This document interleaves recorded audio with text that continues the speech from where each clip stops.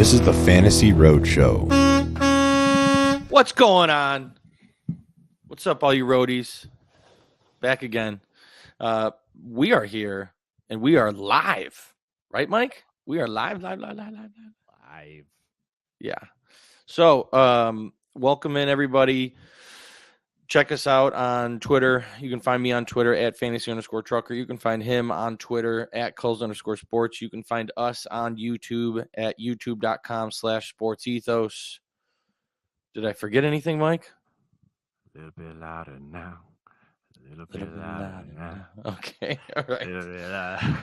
All right. So yeah.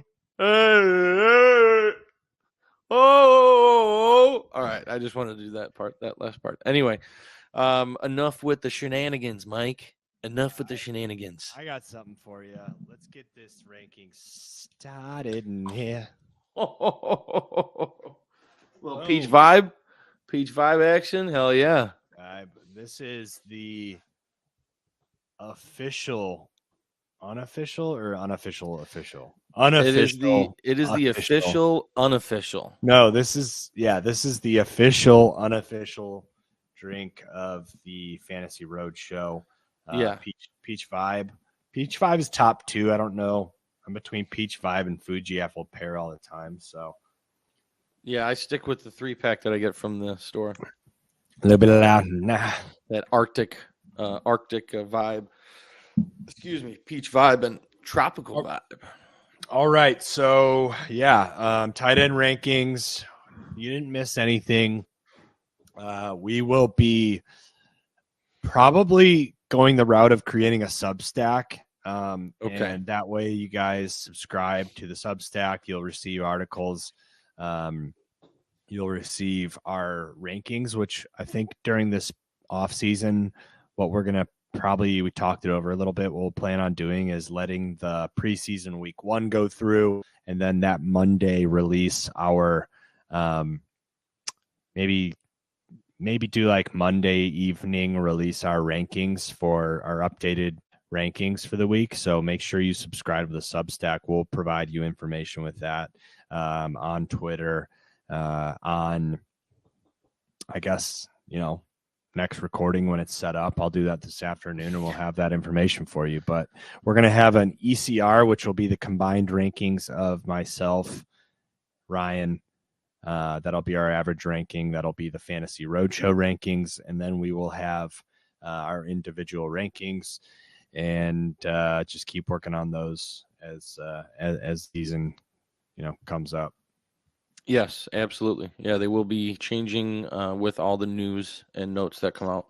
Yeah, I mean, preseason week 1, we got news today that Deshaun Watson will be starting on Friday's game.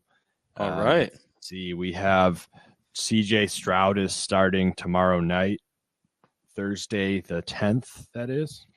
So we're going to see some starting quarterbacks. I'll be tuning in. I didn't watch the Hall of Fame game, to be completely honest.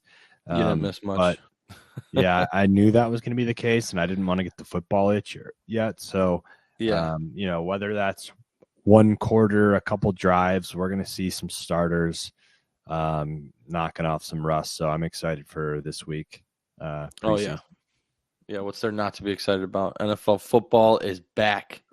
Preseason, Buckle baby. Up, roadies.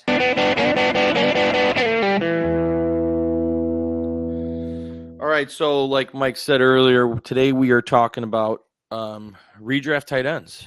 We're going to go over through probably the top 20, just covering draftable tight ends who you should be considering drafting in your home leagues, work leagues, whatever leagues you're in. I want to start this off by asking you about tight end premium. Is that something that you like or dislike? Tight end premium is something that I find very interesting, and I've been trying to implement it, but for some reason I can't get anybody else on board. Nobody wants a piece of this tight end premium. In my perfect league, what I would love to try out is kind of a staggered PPR, so to speak, where running backs get 0.5, wide receivers. No, I'm sorry. Is it one of the two between running backs or wide receivers. I haven't thought about this in a while, but you would be what you're trying to say is wide receivers half point, running back full point, tight ends 1.5. I think so. I think that makes sense, right? That's the only thing that makes sense. So, but I would not enjoy that at all. I would hard pass. I would say if you want to do tight end premium and you're really interested in getting into it, check out that FFPC, I think is the website where they have live managed leagues. You can join managed leagues at any time. And I know they do a lot of tight end premium. So I would not be joining you on that journey. It just kind of levels out the playing field a little bit, because a lot of what we're going to be talking about today, excuse me, is after you get a certain point down, pretty shallow on this tight end list, it's pretty streamable. It's the reason why I think a lot of people are adapting to the super flex with quarterbacks. Everybody was just streaming quarterbacks and wasn't valuing the position in drafts. And I think that's the same way here with average tight ends are pretty not really exciting in your drafts and on your lineups. So I disagree. So I think that I know what you're saying about the quarterback, but I think it's more about, it's not that I disagree. I think it's more something else. I think it gets more quarterbacks involved in it and adds an element of strategy in super flex. Whereas like tight end premium, you're just trying to make like shitty tight ends relevant. I don't know. The way that I think about it is like wide receivers are just more important in general than tight ends.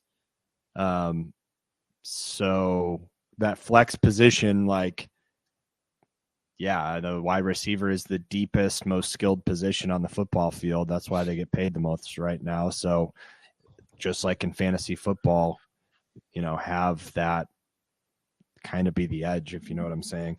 I don't know. Yeah. That's just the way that I look at it. Like tight end premium doesn't really do much for me besides make your Freiermuth a little bit more valuable, as opposed to like Kelsey and Andrews are just going to be even more freak shows. It's not going to create any separation. It's going to be the exact same separation that currently exists with the tight ends. It's just going to try to make them a little bit more relevant to wide receivers. And at the end of the day, it's like, why? What's the point? Yeah, well, I mean, with the flex spot, it's like you consider wide receivers at that tier more valuable because they see more targets. They get the ball more yards, and it's a deeper, more skilled position. So that's so if the tight ends were getting more points per reception, you would consider them in your flex spot, aside from not always putting them to the side. So we don't really need to dive any more into this. No, we do need to. This is the tight end rankings. This is the only time to dive into it. That's why I feel like it's not, if it's just a way to have the tight ends be considered in the flex position, it's like, okay, that's not a good enough reason to change up the scoring of fantasy football. That's not the only reason. It's just part of one of the reasons why people adapt the tight end premium. It's the reason. It's one of the reasons, not the only reason. You're not trying to summarize this to work in your brain, but that's the reason. There's multiple reasons why people. I'd like to have someone on here that actually adapts it. I would too. I want to hear someone tell me on it. Yeah, that would be very interesting for me to see as well. Yeah. So. Well, let's talk about the top two guys, Kelsey Andrews. I don't think that changes. The big question behind Kelsey is his age going to ever catch up to him? To be honest, I'm a little worried about that. Like, you saw his back injury late last season. That was pretty concerning. That would have killed their playoff run in my mind. But, he's out there for another year. He's going to continue to be a target hog, a tight end. What are you going to, you can't really knock Kelsey or put him behind Andrews until you see a serious slowdown. So I think Andrews has a lot better of a year than last year, as well as that entire Ravens offense. But that's the 1-2, pretty much clear 1-2 for me. I think you're there. Yeah, absolutely. There's not much else to add there. Kelsey is Kelsey, and he deserves to be the number one tight end and the number one tight end drafted. That's why he's going in the first round. So, yeah. Talk about Hawkinson, because I don't have much to say about him. Like, I know everyone's super high on him and put him in that, like, not Kelsey Andrews tier, but kind of a tier of his own, in between him and the next one for sure, you know. So tell us about Hawkinson and why you have him at 3 and everyone else is on his jock. I just don't follow that whole thing too much. Well, I mean, if you just look at his utilization when he went to the Vikings last year, it's pretty obvious why people are on his jock. What was that? I can't remember exactly what week. It was right around trade deadline that he joined the Vikings, and since then he ranked first among all tight ends in receptions. He had more receptions than Travis Kelce from that week on. He was 10th in contested catches, 2nd in yards. You know, the guy's a monster, and the Vikings love to pass the ball. So, you know, high-powered passing offense that's going to throw the ball a lot. Pretty valuable with the target rate or the target breakdown. You know, he seems to be the number 2 target right now behind Justin Jefferson. Is that going to change with Jordan Addison? Possibly, but I still think there's enough to go around that would make Hawkinson a top 3 tight end. Yeah. I don't never really have had much to say about Hawkinson, so I'm going to leave that to Ryan, but I have him at 4. You heard about, you know, the targets that he's been getting there, caught 86 balls on 130 targets. He's going to be in a pass happy offense. I just think the Vikings suck. I shouldn't say I think they suck. I think they're going to have a bad year. They won 10 games last year that were single digit or 1-score games. That's not going to remain the same. It just isn't. So that division's up for grabs. I think the offense is going to change a little bit more than they expect with losing Cook and Thielen to, you know, cornerstones of that offense. And they have a really tough schedule at the beginning of the year. So I'm just not very high on the Vikings. I have Pitts at 3. And honestly, like, this is another one of those things that scares me. I have London high. I have Pitts high. Bijan doesn't scare me as much, but I'm projecting the Falcons to win the division and be a lot better this year. But I'm also not very comfortable with their quarterback. So it is a little scary. That being said, I think that those skill position players, they are so good that Ritter doesn't really need to be that good. He just needs to be his athletic self. So Pitts is going to realize his potential at some point. So why not be this year? In my mind, he is the most athletic tight end by far. So in order for the Falcons to win the division this year, you're going to have to see this Bijan, London, and Pitts trio kind of start to take off. And hopefully this is the year that it really does take off, but I think you'll at least see flashes in it. So, you know, Hawkinson, we're talking about him having 900 yards and 6 touchdowns, being the number 2 tight end last year. I just think you're going to start to see, you know, Pitts, like his rookie year, 1,000 yards. You're going to start to see certain guys that, as we have this transition in the tight end room, I think you're going to see a very big separation between a tight end wide receiver hybrid and a true tight end. And I think Pitts is going to be one of those guys, maybe the main guy. So I expect to see a little bit of separation this year. That's why I have him at 3. I don't really have any other reason. Yeah, I have him down at 9. I can't get behind that.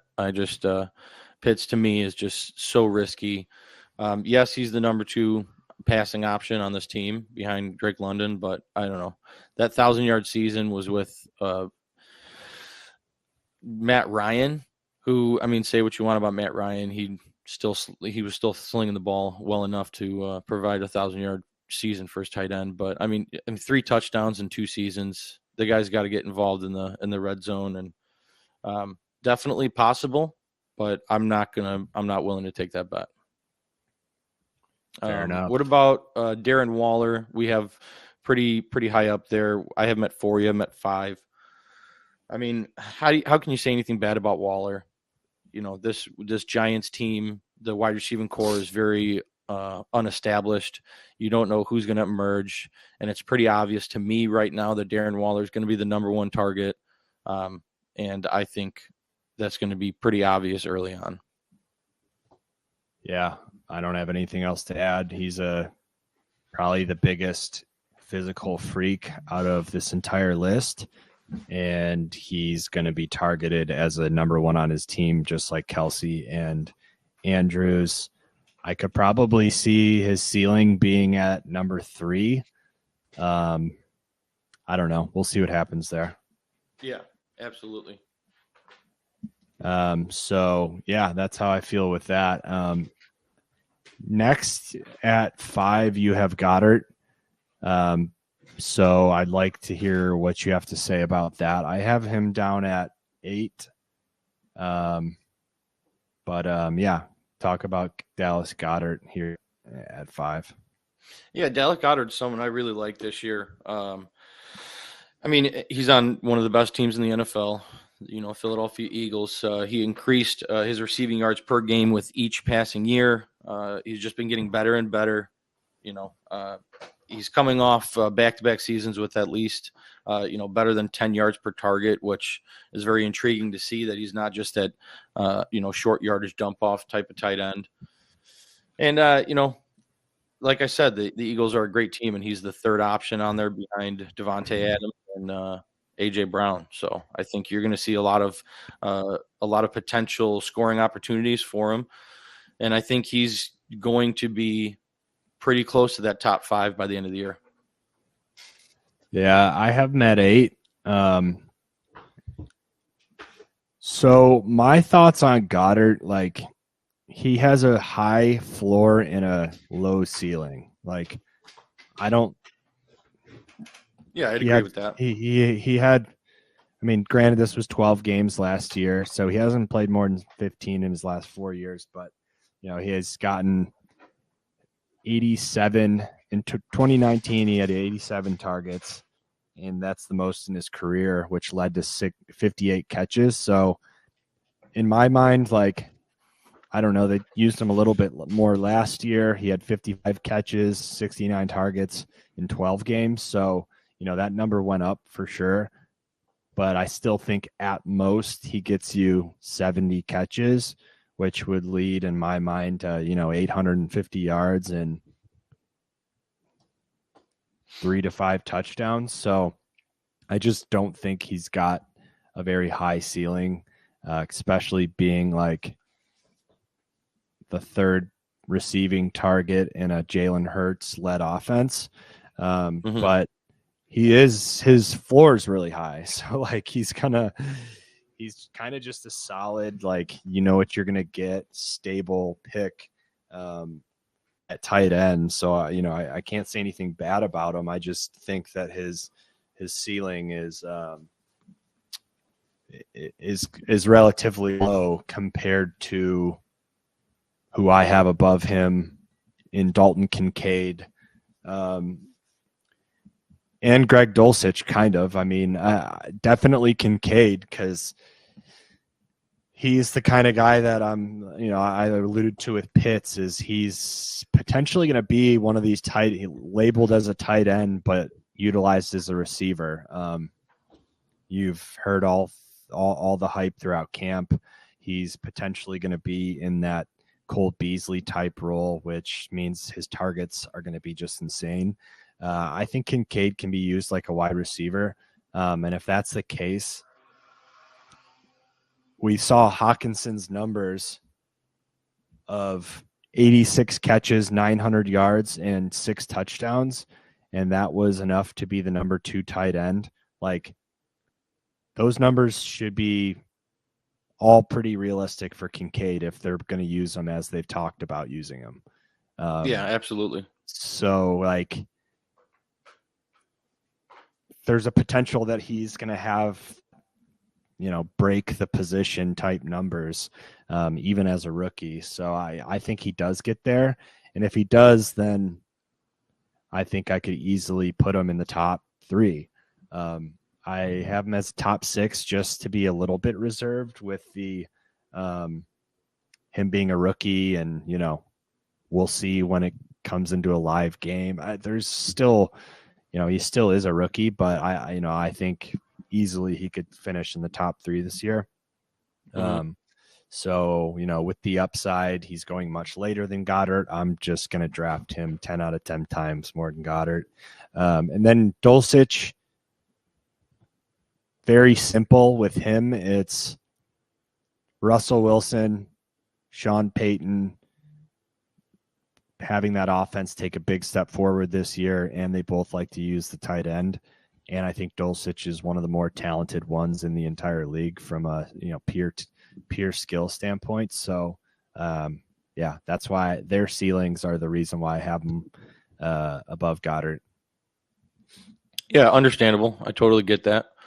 But just to make it known to everybody, the show does have Dalton Kincaid and Greg Dulcich very high, a lot higher than they're being drafted, and you should be taking them over those other players. Dallas Goedert, I think, is going to be a great tight end, but where he's being drafted, I just don't want a tight end at that spot because of how much more valuable the running backs and wide receivers are. Yeah, it's a dead zone. Yeah, so where you can get Dulcich and Kincaid, there's just so much value there later on that's what we're going to be going for every time, and you should be as well. So yeah, if you're not drafting Dulcich and Kincaid, then you're drafting Kelsey and Andrews. Like, literally, those are the only 4 tight ends that I'm drafting this year, and I'm probably not drafting Kelsey. So, it's Andrews in the 3rd, or it's Dulcich and Kincaid very late, and that's kind of how I'm structuring or targeting literally every single draft. And I'm willing to jump the gun on someone like Kincaid. So that's just how I feel.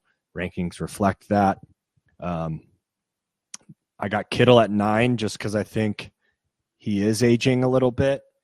He's such a physical, awesome blocker, heartbeat of that offense, but I don't know that he's able to string that really for a full season, that same energy. He's a high energy player.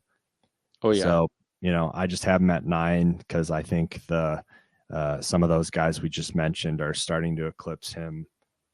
Yeah. At this point. Yeah. I have him a little bit higher, just for the reason of what we saw last year with Purdy, and Purdy seems to be the guy right now. Obviously we don't know for sure what's going to happen, but Kittle saw a career high last year in touchdowns. He had 11 touchdowns, 7 of which came in the last 4 games with Purdy. So if that seems to be the case moving forward, Kittle's going to have a great year.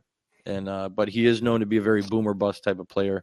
You really can't anticipate when he's going to have those good games versus those bad games. So just keep that known when you're drafting George Kittle. Yeah. Yeah.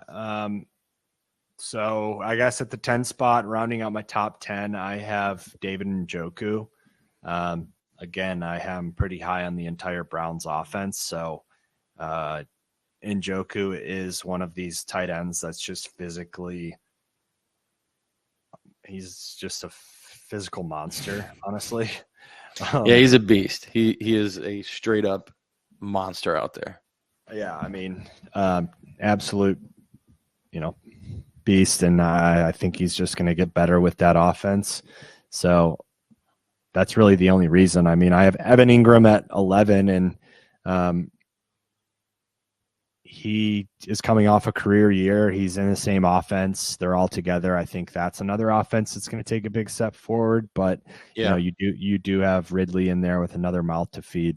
I don't know. I still think Ingram's going to be great and have some really great games, but supposedly it looks awesome in camp.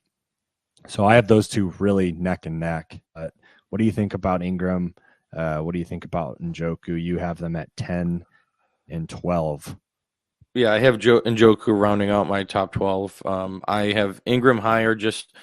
I just think the Jags are going to pass more. The Browns have a top tier offensive line. They have a top tier running back. Deshaun Watson is going to get back to his normal self, I believe. But I just think that Trevor Lawrence and the Jags are going to be throwing the ball more targets to go around, more yards to go around, and I think Evan Ingram is going to kind of continue what he was doing last year. Obviously, not as much with the addition of Calvin Ridley, so tame expectations with him. But I mean, Evan Ingram's going to be involved in the passing game. He's going to be spread out. He's not just your typical run of the mill, lineup where a normal tight end lines up. Evan Ingram, I think, lines up outside a lot more than Njoku too. So I think that kind of helps with my theory here. But what about Pat Freiermuth? We both have in this pocket as well. I have him at 11. You have him at 13. The Muth in Pittsburgh. I don't know. He seems like another player like what we talked about with Goddard. He has a high floor, low ceiling type of guy. Very trustworthy. He's going to get you those 8 to 10 points a week. And I don't know if he'll get much more than that on a weekly basis, maybe up to 15, depending on how Pickett does. But what's your gauge on the Muth? I don't have much to say about him. I think he's a solid tight end. He's going to be on the field and he's going to be a part of the offense. But yeah, he's never going to wow you. There may be a game or literally a game where he gets 2 touchdowns and is the number 1 tight end of the week. But other than that, he's just going to be steady Eddie, top 10, top 15 every week. He's never, I don't have much to say about him. That's just, he's a very bland type of player, in my opinion. It's the role he plays in that offense. He's the next, the new Heath Miller. But I have at 12, I have Sam Laporta. Great reports out of camp. Oh yeah. I just think he's got a really good role on an offense that's going to be really fun to watch and score a lot of points. But, when you start to get down to this range, you're getting into the touchdown-dependent tight ends. I think that's what he is. I think that's what Cole Kmet is at 14. So, I like them both a lot, and I think they're talented, good tight ends. But Laporta's in a pretty packed offense. I could see him being a goal line or a red zone threat, though, that Goff trusts and, likes to target. So, he's going to be awesome. I have him well above his ADP, definitely high on Laporta. Tell me about Cole Kmet and Laporta. I know you got Laporta down at 15. Dalton Schultz just ahead of him. Just talk to me about your 10 to 15 range there. Cole Kmet I like the most based on how he ended the season last year. He had like 7 touchdowns in the last 10 weeks. Really finding a groove with Justin Fields towards the end of the season, and I think they're going to capitalize off that. I think Cole Kmet's just going to be a trusted target for him, and I think you're going to see that throughout the season. But Dalton Schultz is someone who I've been higher on lately, just for the fact that, again, it's just like Darren Waller and the Giants. Dalton Schultz is on a team with unestablished wide receivers. You really don't know who's going to emerge as the top target for CJ Stroud. But it very well could be Dalton Schultz. So I think that's someone you should keep an eye on later on in drafts, and I'm willing to take a chance on him. With Laporta has got upside, man. Like, I know you were talking about him just being excelling in the red zone, and that's absolutely true. But I think, even more so than that, I think he might become a trusted target for Jared Goff. With Jameson Williams not being with the team for the first 6 weeks, the other wide receivers on that team don't really wow me or very impressive, but other than Jahmyr Gibbs. But I could see Laporta being the third target on that team throughout the first 6 weeks and forming a nice connection with Goff. Yeah, I agree. Things will change. For me, I'm more worried about Gibbs being a huge part of that offense in the passing game, and then Jameson Williams coming back. I don't know. That seems like it's really crowded, but he's going to be awesome. So, I definitely want to share 2 of them. Yeah. I have Trey McBride at 15, which is pretty high on McBride. I think that he's just been an awesome receiving tight end in his past, and that's kind of who he is as a football player. Zach Ertz, to me, it's going to be tough to come back from an injury like that at that stage of his career. But being a young guy like McBride with that much of receiving potential, being able to learn from Ertz, I think that's going to do wonders for his career. And he's going to surprise a lot of people this year. Schultz, you kind of you said it with Schultz. I actually think that was the best possible landing spot for him in terms of repeating that type of production, because you have a rookie quarterback with a young, unproven wide receiver room. So I think that's just a place where he can step in and have a huge role like he did last season. And Tyler Higbee, I mean, he's been your steady, sure-handed catcher for Stafford.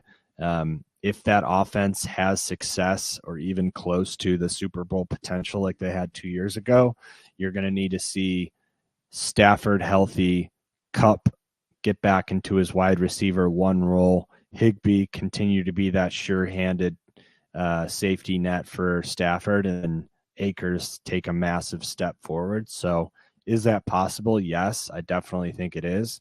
So we'll see if that happens.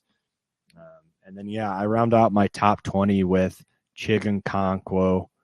It's interesting that he's going to be a pretty good vertical threat for them. It's just how much will he be on the field and how much will they be able to find him there. But I think stylistically, like Hopkins and Treylon Burks do allow him to unlock that, which is what his best receiving quality is. So if you can stretch him down the field and find him, there's going to be value there. I'm not on the Chig train as much as everyone else. Mm-hmm. Gerald Everett and Hayden Hurst. So Hayden Hurst, same exact situation as Dalton Schultz. Hasn't really been a receiving target like he is hoped to be, but at least camp is saying that him and Bryce Young have a connection. Gerald Everett, I have at 19. Like, one of these days, I'm going to find the Charger that I'm going to be bullish on. Okay. Individually, I have them all like lower than ADP. And I don't know if it's because I think everyone's on that offense and they're all overvalued or what, but I got to figure that out someday. I don't know. I don't know. Hopefully someday soon, Mike. The season is approaching quickly. Yeah, I'll let you guys know when I do. But that's my top 20. You go ahead and, there's a few guys that I'd like you to talk about. I'd like to hear what you have to say about Gesicki and Hunter Henry. And then you have Musgrave, who didn't make my top 20, but I'm very high on, and the reports are glowing coming from Green Bay. Yeah, so I have Gesicki at 16, followed by Higbee, Musgrave, Gerald Everett, and Chigankwo. With Gesicki, I have him highest in this pocket just for the, very similar to what I was talking about with other places, how, the wide receiving core is not very good. And in the Patriots, it's another group that I'm just not confident in. And the way that the Patriots are talking about Mike Gesicki just really gives me a lot of hope for him. They're using him in the slot. He's not your typical tight end. They view him more as a wide receiver.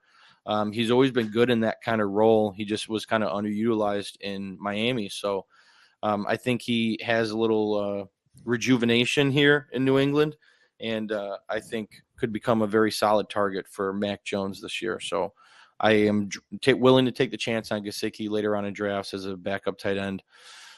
Higbee, you mentioned it. If the Rams have any sort of success, Higbee is going to be a big part of that.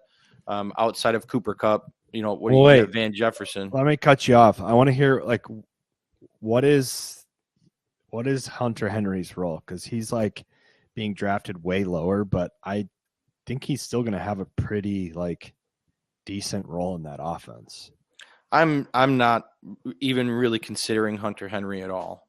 But like from a football standpoint, I know fantasy, but like football standpoint, he's going to be on the field as much as Gesicki. Yeah, but like I said, Gesicki's not lining up as a tight end. So Hunter Henry is going to be in the game as a tight end. They're going to be splitting Gesicki out wide, running. The Patriots love running 2 tight end sets. That's just what they do. I've read the reports saying that they're watching film of Gronk and Aaron Hernandez, and they're trying to do something similar with these 2 guys. But if that's the case, then that means there's going to be a role in the passing game for Henry as well. I just don't know why no one's talking about him at all. Yeah, I'm not willing to take a chance on him. I don't think Hunter Henry is really going to be involved in the passing game. Like, I think maybe like he'll get some targets. Obviously, he's a part of that offense and he's going to be on the field a lot, but I don't think they're going to be valuable targets. I don't think he's going to do much with them. And I think Gesicki is going to outshine him pretty drastically in this offense. Yeah, I think like from a tight end or from a touchdown standpoint, that's why Gesicki has value, but I still see there being a role for Hunter Henry there. I don't know that I would just I think him being a tight end 30 is undervalued, I guess, is all I kind of have to say. I don't know. Yeah, I'm writing him off. It seems pretty egregious that he would be outside of the top 32 with how important he's been and the connection that him and Macaroni had just 2 years ago. But anyways, Musgrave, how did he run 24 miles per hour? I don't know. I think he may have hopped on the back of a cart and while it was driving down the field. And I don't know how. Miles an hour. Yeah, I don't know how that makes sense, but if that's the case, if he is out there running 24 miles an hour, watch out. Luke Musgrave is going to be deadly on the field, on the football. I mean, was that just a bullshit report? I don't understand. I mean, I doubt it, but you really never know. Like you really don't know. So Crazy. Yeah, I don't know. I mean, we're inclined to believe the report coming out of camp that he ran that fast, but it's just hard to believe. So, but I just think out of these tight ends in this pocket right here, that Musgrave has legit upside. Jordan Love, what kind of quarterback is Jordan Love? We're going to find out. What is Love? Yeah. But there's that unknown. There's that unknown that's valuable, that Musgrave could become a very valuable tight end for the Packers and be a legitimate passing option for Love. So just that unknown and that possible upside, I have him inside my top 20. Yeah, I love it. I agree. Any last thoughts? No, I mean, tight ends down here are just hard to trust on a weekly basis in your lineup. So, yeah, I feel like we've covered all the ones that really should be talked about. And yeah, that's about it. All right. Well, my final thoughts are draft Kelsey Andrews, punt the rest of the position until the best value comes along with Kincaid and Dulcich. Otherwise, I mean, not interested, but depends on roster construction. So reach out, ask any questions, and we will definitely give you our thoughts there. And as always, everyone.